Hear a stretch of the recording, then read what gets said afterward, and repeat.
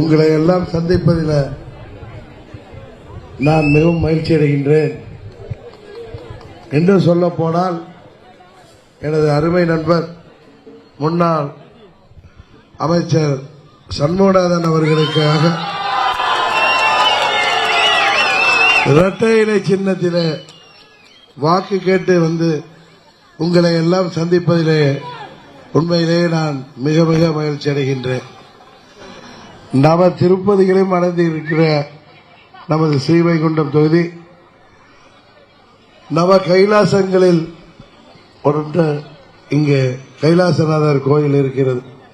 இத்தனை சிறப்புமிக்க இந்த ஸ்ரீவைகுண்டம் தொகுதியில் இன்றைக்கு உங்களை எல்லாம் நாளைக்கு தேரோட்டமா அதுக்கு முன்னோட்டமா தான் இவ்வளவு பேர் வந்திருக்கீங்க போல இருக்கு. இன்னைக்கு இதே 2 ஆண்டுகளுக்கு முன்பு வருட கடைசியில இங்கெல்லாம் இந்த தாமிரபரணியில கடுமையான மழை பெய்த காரணத்தினால கடுமையான வெள்ளம் வந்து இந்த நமது ஸ்ரீவைகுண்டம் மற்றும் ஏரலுக்கு வழியே இல்லாம சாலையே இல்லாம போயிட்டு ஏரல் ரமேஷ் அங்க அவரை பார்க்கறாங்க. ஒரு வாரம் கழிச்சு போய் பார்த்தோம் அவரை. அதுபோல இங்க ஒட்டப்பிடாரம் தொகுதியில் மாப்பிள்ளையூரணி பகுதி கிட்டத்தட்ட 4-5 நாட்கள் நாங்கள் இங்கே தங்கியிருந்து அம்மா மக்கள் முன்னேற்ற கழகத்தின் சார்பில் எங்களால் முடிந்த உதவிகளை அன்றைக்கு இங்கே வந்து செய்தோம். அப்பொழுதெல்லாம் இந்த ஆட்சியாளர்கள் வர பயந்து கொண்டு வரல. அன்றைக்கு எல்லா இடங்களிலும் எதிர்கட்சி வரிசையில் இருக்கின்ற அனைத்து இந்திய அண்ணா திராவிட முன்னேற்ற கழகம், அம்மா மக்கள் முன்னேற்ற கழகம் மற்றும் பாரதிய ஜனதா போன்ற கட்சிகளின் நிர்வாகிகள் தான் இங்கே அன்றைக்கு மக்களுக்கு உறுதுணையாக நின்றோம் என்பது உங்களுக்கு தெரியும். இன்றைக்கு இந்த தொகுதியில் அருமையண்ணன் சண்முகநாதன் அவர்கள் அனைத்து இந்திய அண்ணா திராவிட முன்னேற்ற கழகத்தின் வேட்பாளராக, தேசிய ஜனநாயக கூட்டணியின் கட்சிகளின் வேட்பாளராக,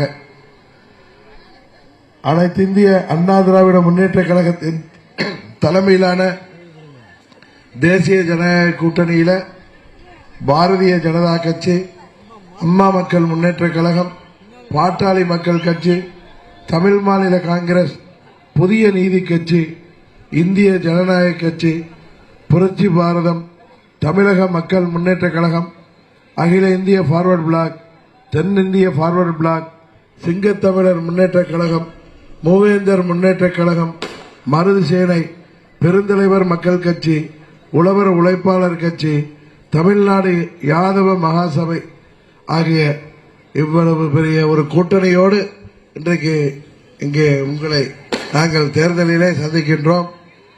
ஆளுகின்ற திமுக 21 நீங்க அவர்களை வாக்களித்தீர்கள். இங்கே நான் வரும்போது கேள்விப்பட்டது, இங்கே வெற்றி பெற்ற காங்கிரஸ் சட்டமன்ற உறுப்பினர் வெற்றி பெற்ற பிறகு தொகுதிக்கே வரவில்லை என்றுதான் நான் கேள்விப்பட்டேன். அன்றைக்கு நாங்கள் பிரிந்து கிடந்த காரணத்தினால் அன்றைக்கு திமுக கூட்டணி வெற்றி பெற்றது. இன்றைக்கு அம்மா வளர்த்த பிள்ளைகள் நாங்கள் அனைவரும் எங்கள் கருத்து வேறுபாடுகளை எல்லாம் தூக்கி எறிந்துவிட்டு இன்றைக்கு திமுக என்கிற இந்த தீய சக்தியை, மக்கள் விரோத சக்தியை, தமிழ்நாட்டில் சட்டம் ஒழுங்கை பாதுகாக்க வக்கில்லாத ஆட்சியை, பச்சிலம் குழந்தை முதல் வயது முதிர்ந்த மூதாட்டி வரை இன்றைக்கு இங்கே பாதுகாப்பு இல்லாத சூழ்நிலை. யாரும் தனியாக போகவும் முடியவில்லை, வீட்டிலே தனியாக இருக்கவும் இல்லை பெண் பிண்டுகள். காரணம், இந்த கஞ்சா போன்ற போதை மாத்திரைகளுக்கு, போதை மருந்துகளுக்கு அடிமையாகிய அவர்கள் தாங்கள் என்ன செய்கிறோம் என்று கூட தெரியாத அளவிற்கு கொடூரமாக மிருகங்களாக நடந்து கொள்கிறார்கள்.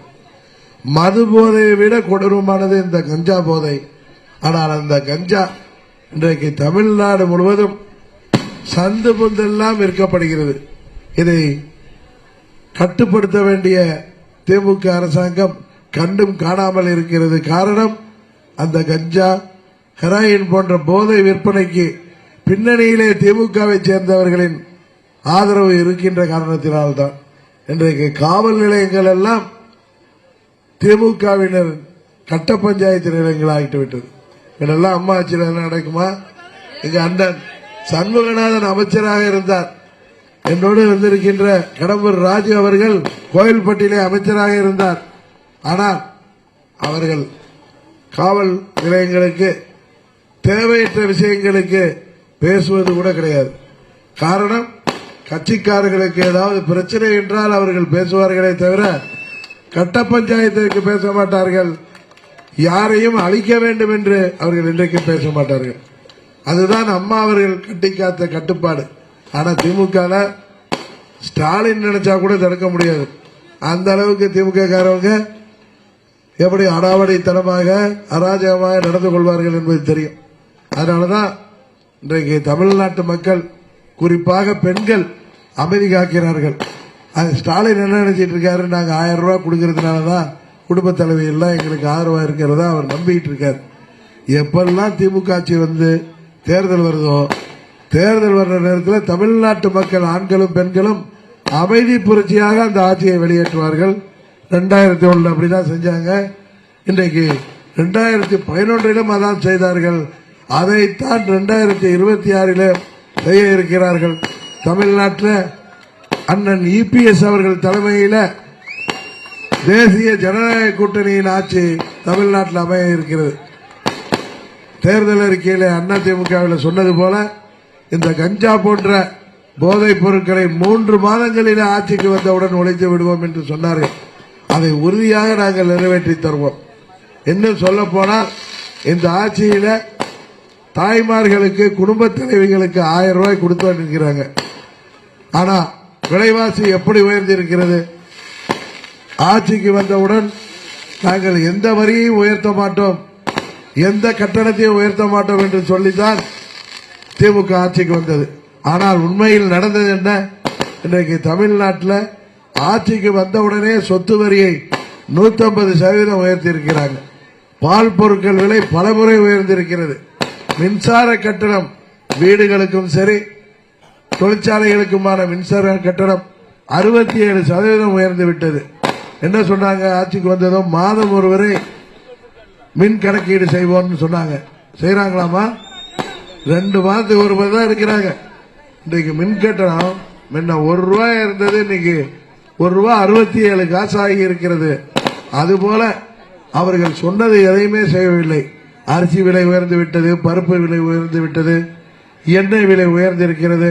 இன்றைக்கு எல்லாமே விலைவாசி விண்ணை முட்டுகின்ற அளவுக்கு பறந்து நிற்கிறது. அப்படி இருக்கையில் 21 அண்ணன் இபிஎஸ் ஆட்சியிலிருந்து இறங்கிய பொழுது இருந்த விலைவாசியையும் இப்பொழுது நீங்க அதை ஒப்பிட்டு பார்த்தால் மாதம் 10,000 ரூபாய் இந்த திமுக ஆட்சி கொடுத்தால்தான் அது சரி செய்திருக்க முடியும்.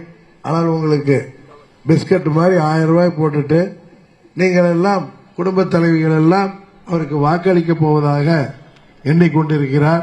அவர் எண்ணிக்கொண்டிருக்கட்டும். நீங்கள் தமிழ்நாட்டில் சட்டம் ஒழுங்கு பாதுகாக்கப்படுகின்ற ஆட்சி, ஏழை எளிய மக்களை பாதுகாக்கின்ற ஆட்சி, இன்னும் சொல்ல போனால் பெண்களுக்கு பாதுகாப்பான ஆட்சி, வீட்டு பிள்ளைகளுக்கு, பெண் பிள்ளைகளை மாத்திரமல்ல மாணவர்களாக இருக்கின்ற பையன்கள் பள்ளிக்கு போயிட்டு வருவதும், கல்லூரிக்கு போய் வருகின்ற மாணவனும், வேலைக்கு செல்கின்ற இளைஞர்களும் இன்றைக்கு வீடு வந்து சேரும் பொழுது எங்கே இந்த தெருமுனையெல்லாம் கிடைக்கின்ற கஞ்சாவிற்கு அடிமையாகி விடுவானோ என்கிற பயம் எல்லா வீட்டில் உள்ள தாய்மார்களுக்கும் பெரியோர்களுக்கும் இருக்கிறது.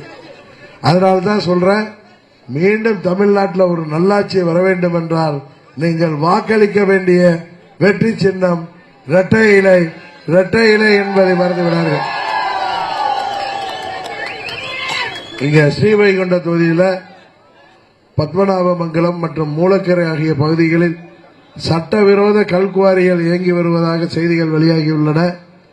பட்டியலின மக்கள் வசிக்கும் இந்த பகுதிகளில் சட்டவிரோத கல்குவாரிகள் இயங்குவதோடு சட்டவிரோதமாக கனிமங்கள் கடத்தப்படுவதாகவும் புகார் எழுந்துள்ளது. அதிகப்படியான லாரிகளின் நடமாட்டத்தால் விவசாய நிலங்கள், சுற்றுச்சூழல் மட்டுமின்றி அப்பகுதிகளில் வசிக்கும் மக்களின் உடல்நிலையும் பாதிக்கப்படுகிறது. ஸ்ரீவைகுண்டம் தொகுதியில் கிட்டத்தட்ட 25,000 ஏக்கர் பரப்பளவில் வாழை சாகுபடி நடைபெற்று வருகிறது. வாழை சார்ந்த சந்தையோ அல்லது அது சார்ந்த தொழிலை நிறுவ வேண்டும் என்கிற இப்பகுதி மக்களின் கோரிக்கையை அன்பு சகோதரர் சண்முகநாதன் அவர்கள் வெற்றி பெற்ற பிறகு உறுதியாக நிறைவேற்றி தருவார். தொகுதியையே ஒட்டுமொத்தமாக பார்க்கும்போது உட்கட்டமைப்பு வசதியின்மை, வேலைவாய்ப்பின்மை, சுற்றுச்சூழல் பிரச்சனைகள் என கடந்த 5 ஆண்டு கால திமுக ஆட்சியில் நமது ஸ்ரீவைகுண்டம் எந்தவித வளர்ச்சியும் அடையாமல், எந்த ஒரு பணியும் நடைபெறாமல், எந்த ஒரு வளர்ச்சி திட்டங்களும் இங்கே கொண்டு வரப்படாமல் மிகவும் பாதிக்கப்பட்டிருக்கிறது என்பதை நீங்கள் எண்ணி பார்க்க வேண்டும். அதை எண்ணும் பொழுது உண்மையிலே வருத்தமாக இருக்கிறது. இன்னும் சொல்ல போனால் நாள்தோறும் நூற்றுக்கணக்கான பக்தர்களும் சுற்றுலா பயணிகளும் வந்து செல்கின்ற நமது பெருமாள் கோயிலுக்கு அருகிலே பெண்களுக்கென தனி கழிப்பறை வசதி கூட இல்லை என்பது உண்மையிலேயே வருத்தம் அளிக்கிறது. ஸ்ரீவைகுண்டம் பழைய நீதிமன்ற கட்டடம் பல ஆண்டுகளாக சிதிலமடைந்த நிலையிலேயே காட்சியளிப்பதாக புகார் தந்துள்ளார்கள். அந்த இடத்தை பராமரித்து சுற்றுலா பயணிகள் தங்குமிடமாக மாற்றலாம் என்ற கோரிக்கையும் கிடப்பிலே போடப்பட்டுள்ளது. தாமிரபரணி ஆற்றிலிருந்து முறையாக சுத்திகரிக்கப்படாமல் நேரடியாக மேல்நிலை குடிநீர் தொட்டிகளுக்கு தண்ணீர் வருவதால் பல்வேறு உடல் உபாதைகள் ஏற்படுகிறது. எனவே சுத்திகரிக்கப்பட்ட நீரை தருவதற்கு நீங்கள் வாக்களிக்க வேண்டிய வெற்றி சின்னம் இரட்டை இலை என்று சொல்லி, இதுபோல அரசு ஊழியர்கள், ஆசிரியர்கள், பகுதி நேர ஆசிரியர்கள், போக்குவரத்து தொழிலாளர்கள் மற்றும் மின்சாரத்துறை ஊழியர்கள், மாற்றுத்திறனாளிகள், மருத்துவர்கள், செவிலியர்கள், விவசாயிகள் என அனைத்து தரப்பு மக்களுக்கும் தேர்தலுக்கு முன்பு சொன்ன வாக்குறுதிகளை எல்லாம் திமுக நிறைவேற்றாமல் ஏமாற்றி வருகிறார்கள் என்பது தெரியும். இளைஞர்களுக்கு வேலை வாய்ப்பை உருவாக்கி தருவோம் என்று சொல்லிவிட்டு சிறு குறு தொழில்களுக்கெல்லாம் இந்த மின்சார கட்டணத்தை உயர்த்தி பலாயிரக்கணக்கான தொழிற்சாலைகள் மூடப்பட்டு வேலைக்கு போன இளைஞர்கள் எல்லாம் இன்றைக்கு வேலை வெட்டி இல்லாமல் அவர்கள் விரக்தியில இந்த கஞ்சா போன்ற போதைப் பொருட்களுக்கு அடிமையாகி கூலிப்படைகளாக மாறி யாருடைய உயிருக்கும் இன்றைக்கு உத்தரவாதம் இல்லாத சூழ்நிலை ஏற்பட்டிருக்கிறது. இன்னும் சொல்ல போனா தமிழ்நாட்டில் கொலைகள் நடக்காத நாளே இல்லை, அதுபோல பெண்களுக்கு வன்கொடுமை நடக்காத நாளே இல்லை என்கிற அளவுக்கு இன்றைக்கு தமிழ்நாடு போய்கொண்டிருக்கிறது. இங்கு நடப்பது மக்களாட்சியா அல்லது காட்டாட்சியா என்ற எண்ணும் அளவிற்கு தமிழ்நாடு மோசமாகிக் கொண்டிருக்கிறது. மீண்டும் அம்மா அவர்கள் கொண்டு வந்த திட்டங்களை, அம்மா அவர்கள் ஆட்சியை போல அம்மா அவர்கள் எத்தனையோ திட்டங்களை ஏழை எளிய மக்களுக்காக கொண்டு வந்தார்கள். தாலிக்கு தங்கம் திட்டம் இன்றைக்கு கிடப்பிலே போடப்பட்டிருக்கிறது. அம்மா அவர்கள் மாணவர்களுக்கு கொண்ட அந்த மடிக்கணினி திட்டம், இலவச சைக்கிள் திட்டம், இன்னும் இதுபோல் ஏழை எளிய மக்களுக்கு வரப்பிரசாதமான அம்மா உணவகங்கள், இது போன்ற பல திட்டங்கள் அம்மா அவர்கள் கொண்டு வந்தார்கள். இந்த ஆட்சியில தடுப்பணைகள் 2000 தடுப்பணைகள் கட்டுவோம் என்றார்கள். எதுவும் கட்டியதாக தெரியவில்லை. எந்த பகுதிகளிலும் நீர்நிலைகள் தூர்வாரப்படவில்லை. அதனால்தான் மழை வெள்ளம் வரும்பொழுது நமது பகுதி மிகவும் பாதிக்கப்படுகிறது. மீண்டும் அம்மா அவர்களின் ஆட்சி நாம் அண்ணன் இபிஎஸ் அவர்கள் தலைமையிலே அமைத்து மீண்டும் அம்மா அவர்கள் இருந்த காலத்தில் எப்படியெல்லாம் இந்த பகுதி பராமரிக்கப்பட்டதோ அதுபோல உறுதியாக பராமரிப்பதற்கு அன்பு சகோதரர் சண்முகநாதன் அவர்களை இந்த முறை